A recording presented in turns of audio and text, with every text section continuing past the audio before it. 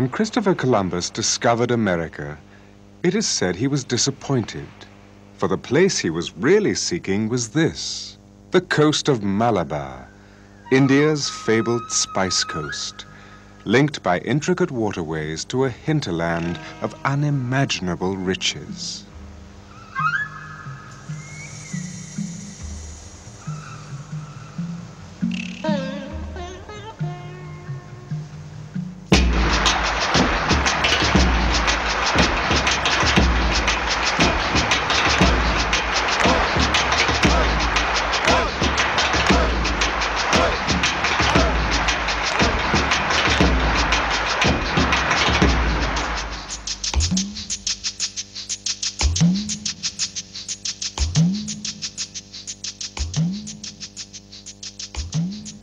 The Romans and Phoenicians, the Arabs, Chinese, and Europeans all came here in search of ivory, silks, and gold. But most of all, they came for the spices of India: cardamom, ginger, cinnamon, and black pepper, or black gold. And when they returned home, they recounted the wonders they had witnessed. When Marco Polo told the people of Venice what he had seen, they called him a liar and flung him in prison. Then, as now, India was a place that stretched the laws of credibility.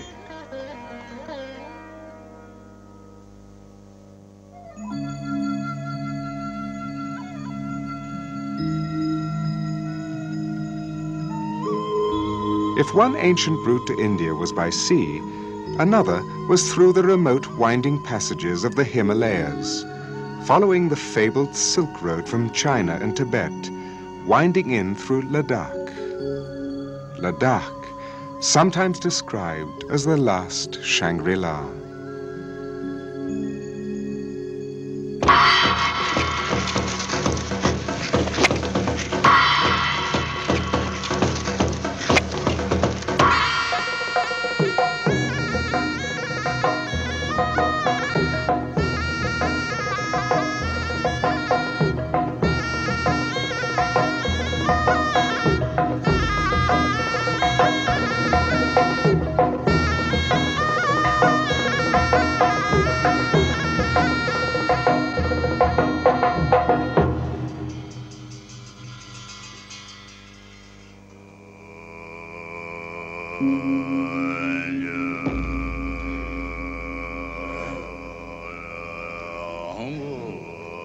Buddhism has always been a way of life in Ladakh, drawing pilgrims from China, from Japan, who for centuries passed through here seeking the birthplace of the Buddha.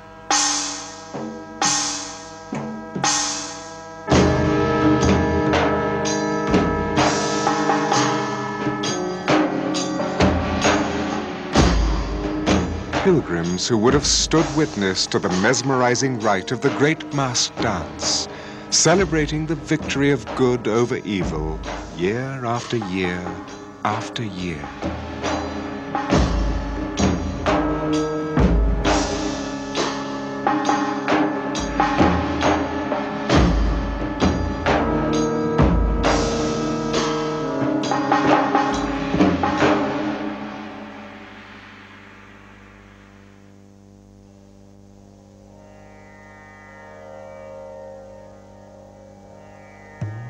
The legacy of the Buddha lingers spectacularly.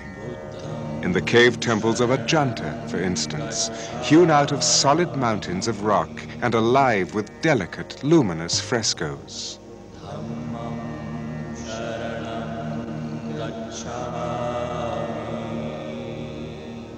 But from Sarnath, where the Buddha preached his first sermon, it is only a short distance to the citadel of an even older faith.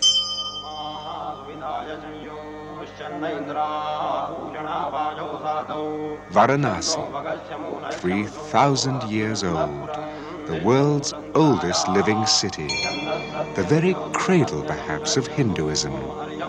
To bathe here in the holy river Ganges is to wash away a lifetime's sins. And to die here is to find release from the endless cycle of birth and rebirth.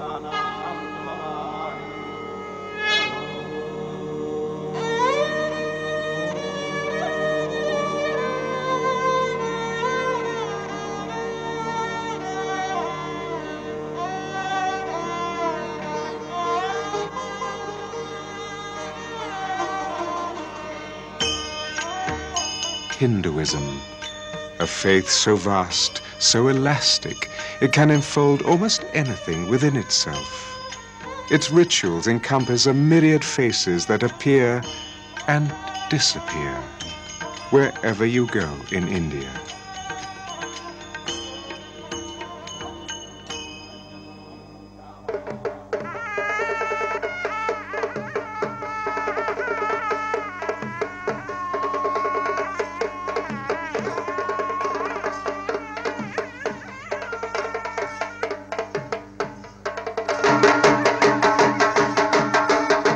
Now through the hypnotic ritual of dance,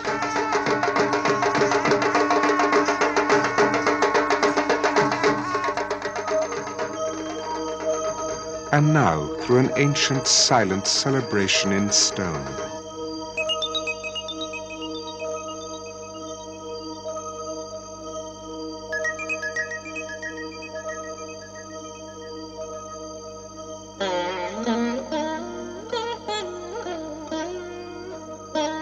Now through temples so intricate they might have been created by jewelers.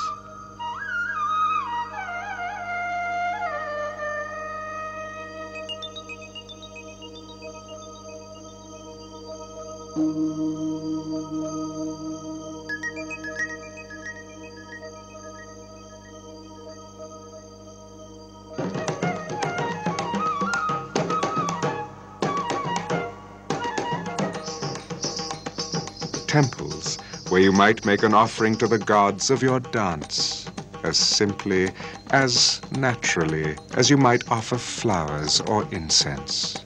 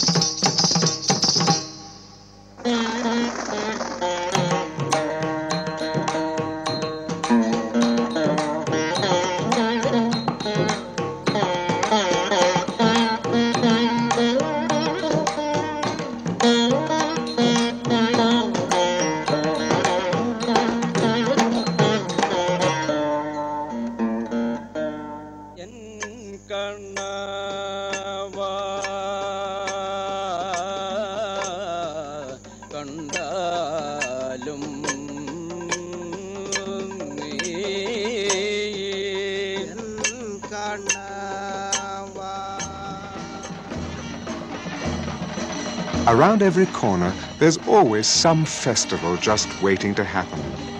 Ceremonies performed on a scale so lavish, it sometimes feels you're in an epic film directed by some Oriental Cecil B. DeMille.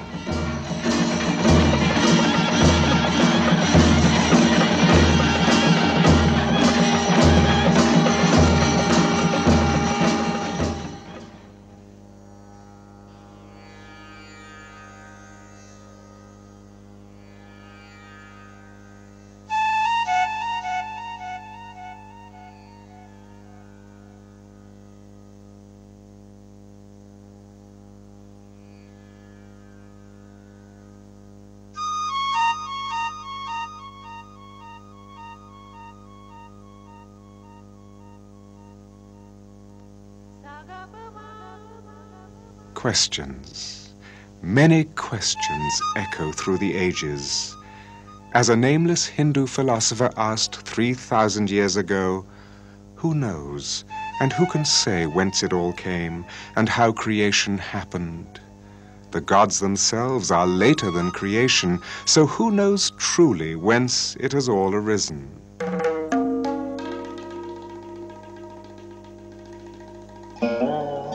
Only He who surveys it all from the highest heaven, only He knows. Or perhaps even He does not know.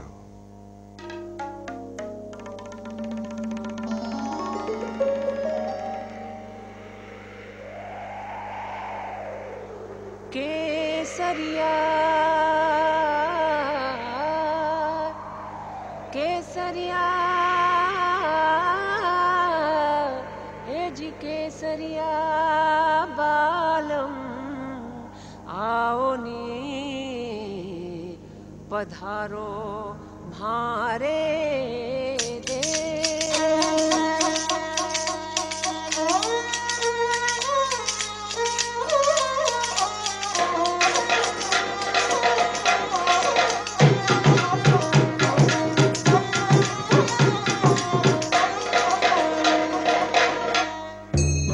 There are many Indias, each one the real thing.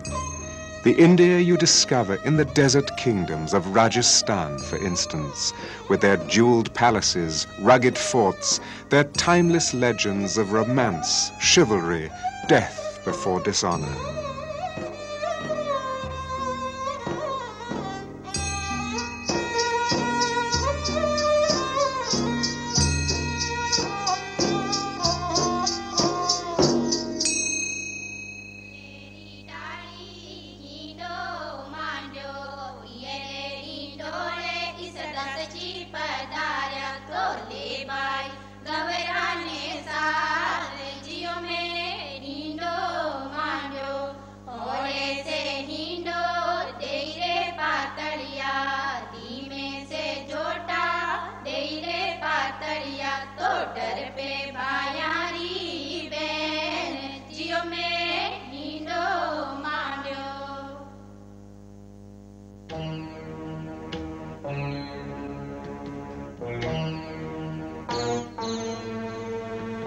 There's a slightly different India you'll find in the vast silent ruins of Fatehpur Sikri, the India of the great Mughals.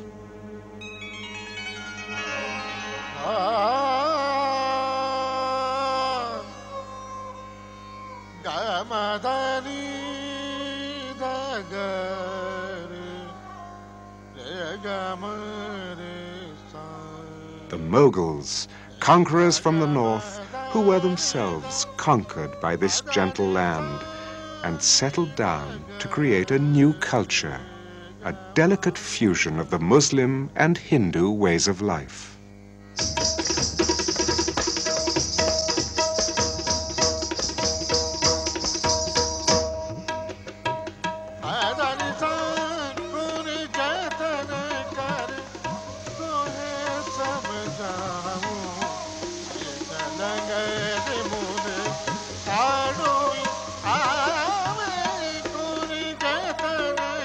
It led to a flowering of creative energy and passion,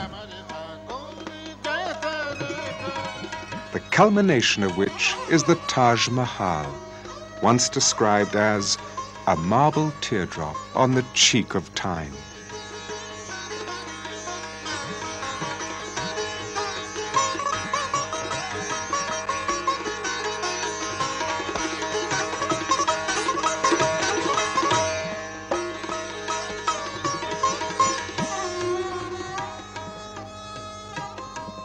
The Mughals, like other empires before them, came and went, but they left their imprint behind, in the southern city of Hyderabad, for instance.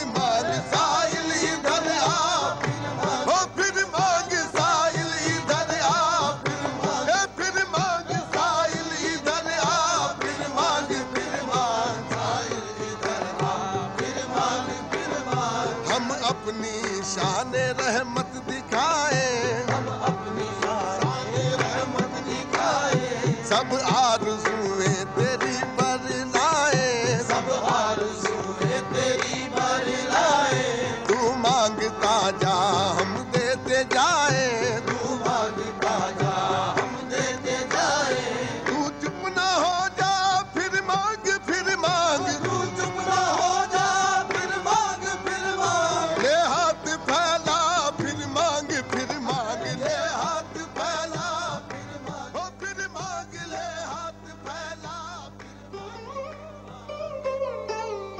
This was once the fabulous, diamond-rich kingdom of Golconda, some of whose legends are intertwined with the adventures of Sinbad the Sailor, or so Marco Polo suggested anyway when he returned from here.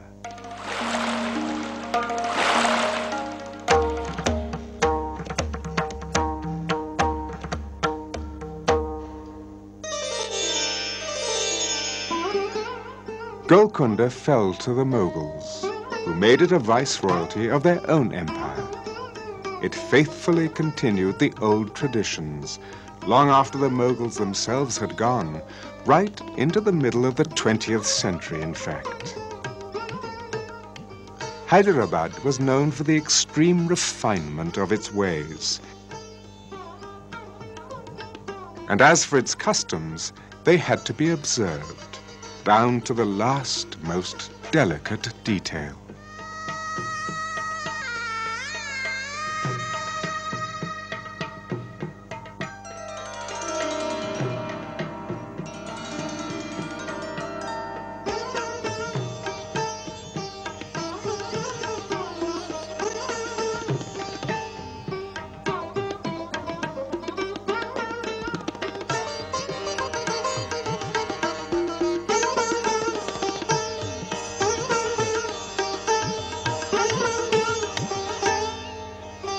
Every time you think you've figured out the real India, it decides to show you yet another of its many faces.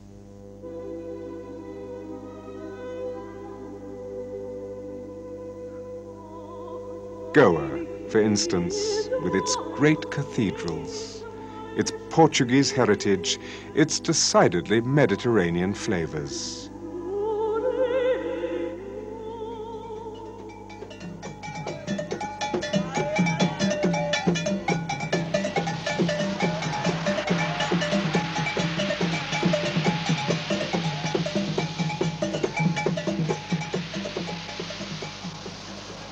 Elsewhere, the memories of other European powers, like the French in Pondicherry.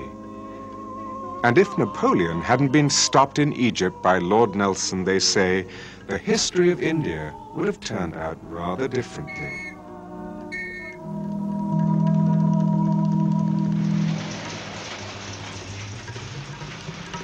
Where the French failed, of course, the British succeeded. And here in Calcutta was the second capital of their great empire, deciding the fates of peoples from Singapore to Suez, often without so much as a by your leave from London. Calcutta was an imperial city, a miniature tropical London, and it had its pride. Its clubs were more exclusive than London's, it claimed, and if the latter had the 400 Club, Calcutta just had to have a club called the 300 Club.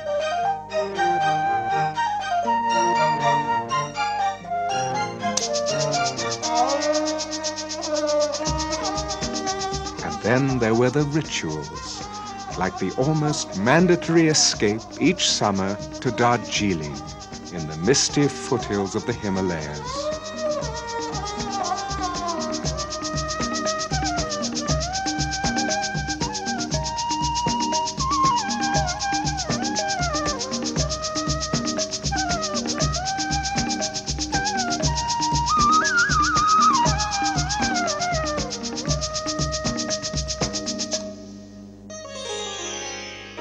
Delhi, the 7 cities of Delhi, superimposed layer upon layer in time, together witness to the cavalcade of history.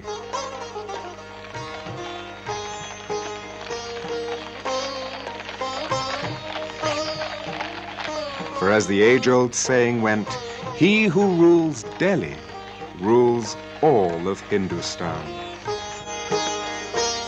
But if Delhi has been the political capital of India, the business capital lies unmistakably in Bombay.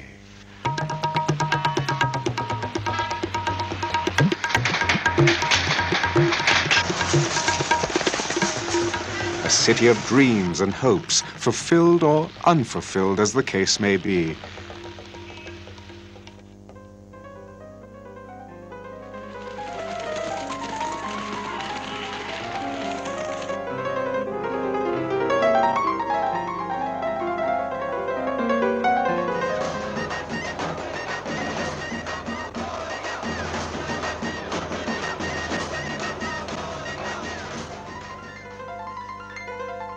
A city the Bombay Walla likes to compare, not with New York, mind you, but with Manhattan. The big mango, if you like.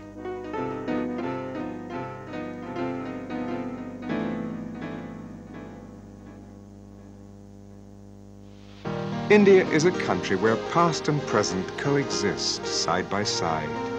Now you're in the 20th century, now suddenly you're back in the 10th. Right in the heart of Bombay's harbor, for instance, the great brooding cave temple of Shiva that takes you back to the 6th century.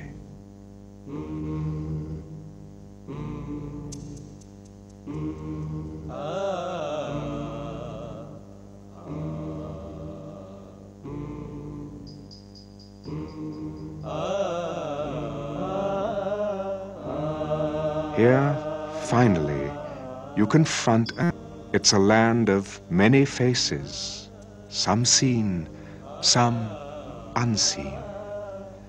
But once they've looked you in the eye, you may never be quite the same again.